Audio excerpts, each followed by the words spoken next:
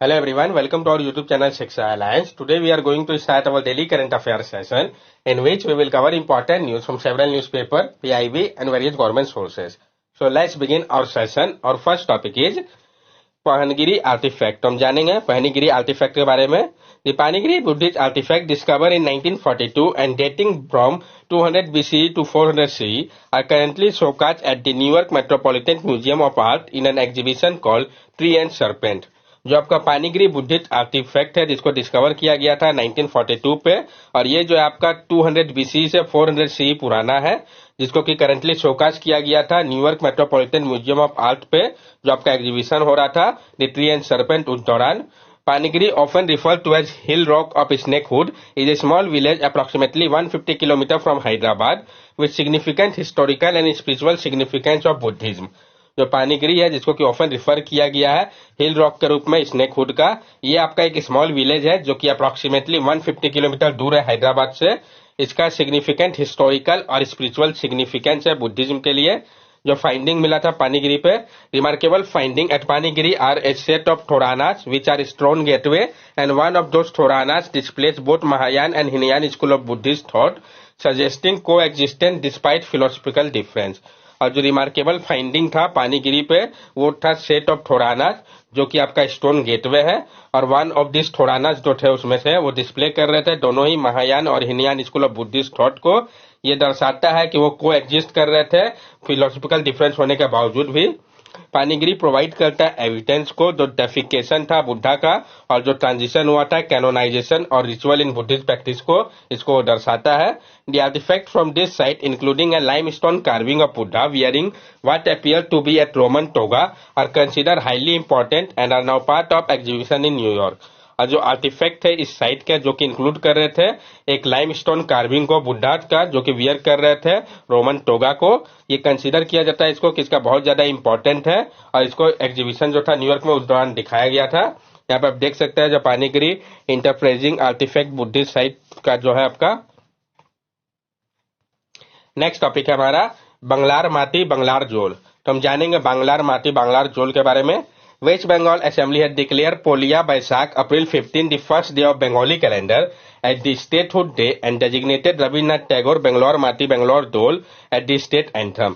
जो waste Bengal assembly है उन्होंने डिक्लेयर किया है कि जो पहला बैसाख है अप्रैल 15 का दिन वो पहला दिन जो कि होता है बंगाली कैलेंडर का ये स्टेटहुड डे के रूप में ऑब्जर्व किया जाएगा और डेजिग्नेट किया रविन्द्रनाथ टैगोर के बंगलार माटी बेंगलोर जोल को कि ये स्टेट एंथम होगा. तो ये आपको पता होना चाहिए. डायरेक्ट क्वेश्चन फ्रेम किया जा सकता है कि किस स्टेट के द्वारा ये डिक्लेयर किया गया है. सिग्निफिकेंस क्या है इस सॉन्ग का?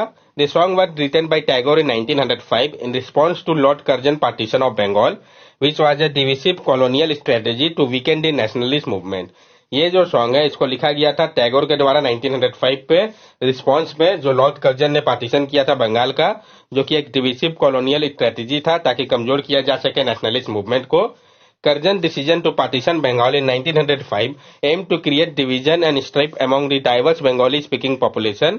However, it had the opposite effect as it united Bengali against British rule and ignited the Swadeshi movement, which marked the beginning of the Indian struggle for independence. जो Curzon का decision था कि वो partition करे बंगाल का 1905 में, इसका M था कि डिवीजन किया जाएगा, स्ट्राइप होगा, डाइवर्स किया जाएगा बंगाली स्पीकिंग पॉपुलेशन को, लेकिन इसका परिणाम उल्टा निकल गया. इसने और ज्यादा बंगालीज को यूनाइट किया ब्रिटिश रूल के खिलाफ और इसने इग्नाइट किया स्वदेशी मूवमेंट को जहां से स्टार्ट हुआ आपका इंडियन स्ट्रगल फॉर इंडिपेंडेंस का. Tagore was a vocal critic of the partition and expressed his support for the Swadeshi movement through his song and poem Banglar Mati Banglar Jol, called for unity among Bengalis by celebrating the beauty of Bengal, its natural surrounding, language, people and shore.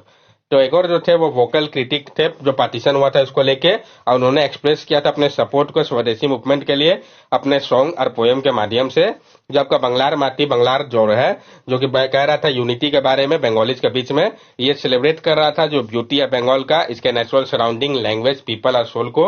This song became an anthem for the movement against the partition and was sung during passionate procession and demonstration that emphasized Bengal unity.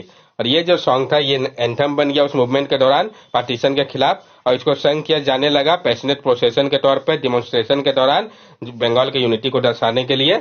Tagore even tied Rakhis to Muslim as a symbol of brotherhood and unity. Ultimately, Bengal was reunited in 1911, but would later be partitioned again in 1947. और tagger ने Tide किया था राखी को मुस्लिम को एक symbol of brotherhood और unity के रूप में, और अल्टीमेटली बंगाल को फिर से रियूनाइट कर लिया गया 1911 पे।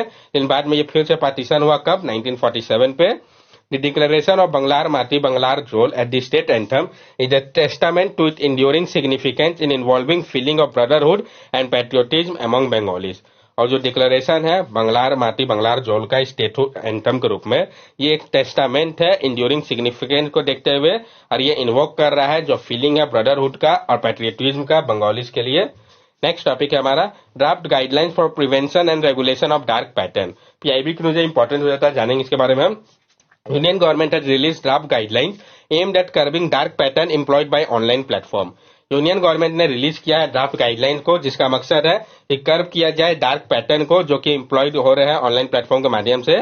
This dark pattern are deceptive strategy used to mislead user into taking action they did not intend, such as making unwanted purchase और सब्सक्रिप्शन। ये जो डार्क पैटर्न है ये डिसेप्टिव स्ट्रेटेजी है जिसका उपयोग किया जाता है मिसलीड करने के लिए यूजर को कि वो ऐसा एक्शन ले जो कि उनको लेना नहीं था, अनवांटेड परचेज करना व सब्सक्रिप्शन लेना जैसे कि। The guidelines define dark pattern as deceptive design pattern in user interface experience interaction that impair consumer autonomy and violate consumer right. और ये जो गाइडलाइंस है ये डिफाइन कर रहा है जो डार्क पैटर्न है वो एक डिसेप्टिव डिजाइन पैटर्न है यूजर इंटरफेस एक्सपीरियंस इंटरेक्शन पे, जो कि इंपेयर कर रहा है कंज्यूमर के ऑटोनॉमी को और ये वायलेट करता है कंज्यूमर के राइट को भी। जो टाइप है डार्क पैटर्न की अगर हम इसकी बात करें तो जो ड्राफ्ट गाइडलाइंस है ये आइडेंटिफाई कर रहा है 10 टाइप्स को डार्क पैटर्न का, जो कि इंक्लूड करता है false urgency, basket sneaking, adding extra item without user consent during checkout, confirmed shaming, using fear or shame to nudge user action, force action, compelling additional purchase, and subscription trap, making cancellation difficult. The guidelines will apply to all platforms systematically offering goods or service in India, including advertiser and seller. और ये जो guidelines है ये apply होगा सारे ही platform पे systematically जो कि ऑफर कर रहे हैं गुड्स या सर्विस को भारत में, जिसमें कि एडवर्टाइजर और सेलर भी आएंगे। नेक्स्ट टॉपिक है हमारा गति शक्ति विश्वविद्यालय जीएसवी बड़ोदरा। पीआईबी की न्यूज इंपॉर्टेंट है, जानेंगे इसके बारे में हम। गति शक्ति विश्वविद्यालय के बारे में, Indian railway Gati Shakti Vishwavidyalaya Vadodara has sign a memorandum of understanding with Airbus to strengthen the Indian aviation sector. किसने किसके साथ साइन किया इस मौके और किस सेक्टर के लिए ये इंपॉर्टेंट हो जाता है। तो जो भारतीय रेलवे गति शक्ति विश्वविद्यालय है वडोदरा का, तो कहाँ का? वडोदरा का। इसने साइन किया मेमोरेंडम ऑफ अंडरस्टैंडिंग को एयरबस के साथ ताकि स्ट्रेंथन किया जा सके भारत के एविएशन सेक्टर को। The MOU was signed in the presence of Sri Ashwini Vaishnaw, Minister of Railway Communication, Electronic and IT, who is also the first Chancellor of Gati Shakti विश्वविद्यालय। और जो MOU था उसको साइन किया गया था presence में श्री अश्विनी वैष्णव के, minister of railway communication electronic and IT के, जो कि पहले चांसलर भी है गति शक्ति विश्वविद्यालय के। तो फर्स्ट चांसलर कौन है गति शक्ति विश्वविद्यालय के? तो आपके श्री अश्विनी वैष्णव। गति शक्ति विश्वविद्यालय it is a central university established through an act of parliament in 2022. It replaces the National Rail and Transport Institution and is sponsored by the Ministry of Railway. The Chancellor of Gati Shakti Vishwavidyalaya is the Union Minister of Railway. और ये जो आपका है ये central university है जिसको establish किया गया है पार्लियामेंट के एक्ट के माध्यम से 2022 पे। ये रिप्लेस कर रहा है national rail and transportation institute को। इसको स्पॉन्सर किया जा रहा है मिनिस्ट्री ऑफ रेलवे के द्वारा, और जो आपके चांसलर है गति शक्ति विश्वविद्यालय के वो यूनियन मिनिस्टर ऑफ रेलवे होंगे। GSV is the first of its kind university with a mandate to create high quality talent for the transportation and logistics sector. और जब का गति शक्ति विश्वविद्यालय है ये पहला इस टाइप का यूनिवर्सिटी है जिसका मैंडेट है कि वो क्रिएट करे हाई क्वालिटी टैलेंट को ट्रांसपोर्टेशन एंड लॉजिस्टिक्स सेक्टर के लिए। इस significance lie in fulfilling the objective of national development plan including PM गति शक्ति national master plan 2021, national logistic policy 2022 covering railway, shipping port, highway, road, waterways and aviation.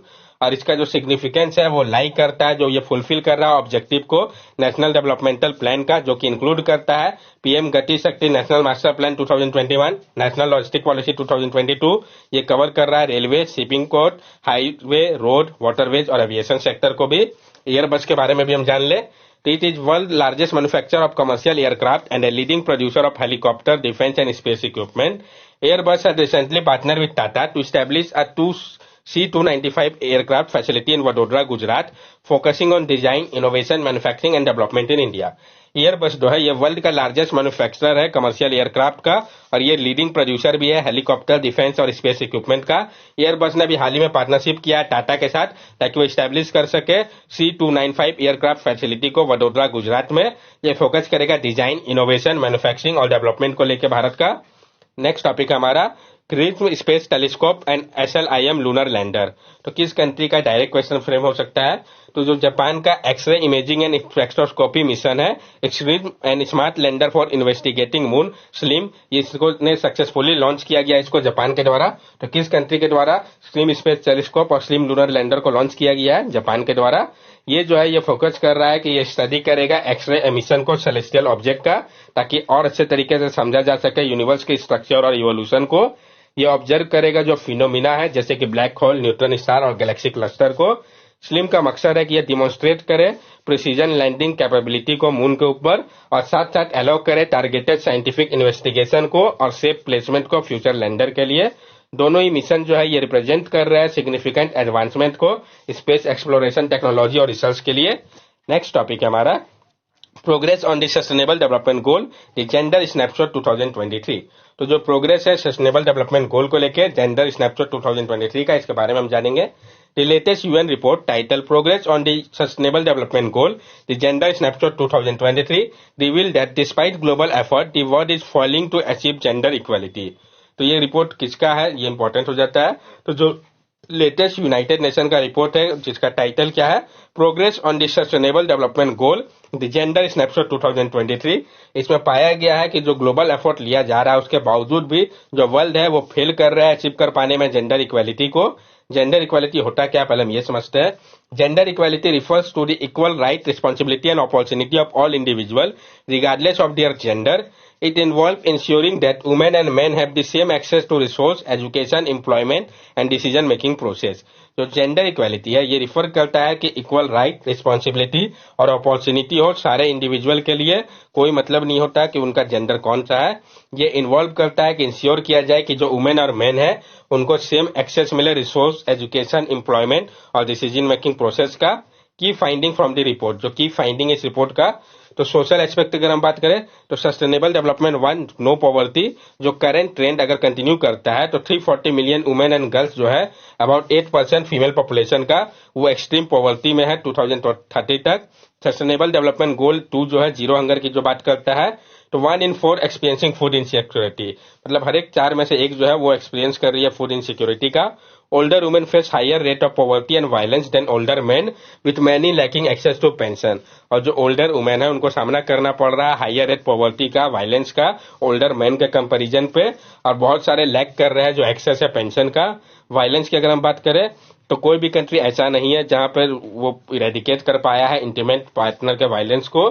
The number of women and girls in conflict affected context and rises significantly. और जो number है women and girls का conflict affected context में ये बढ़ा है significantly. अगर हम पॉलिटिकल एस्पेक्ट की बात करें तो जो जेंडर डिस्पैरिटी है वो परसिस्ट करता है पावर एंड लीडरशिप रोल के लिए। सस्टेनेबल डेवलपमेंट 5 जो है जो कि जेंडर इक्वालिटी की बात करता है, वुमेन जो है वो पॉइंट करते हैं 2.3 more hours per day unpaid care के लिए और डोमेस्टिक वर्क के लिए मेन के कंपैरिजन पे। सस्टेनेबल डेवलपमेंट गोल 13 जो कि क्लाइमेट एक्शन की बात करता है तो क्लाइमेट चेंज जो है वो और ज्यादा पुश करेगा 158 मिलियन मोर वुमेन और गर्ल्स को पॉवर्टी की ओर मिड सेंचुरी तक।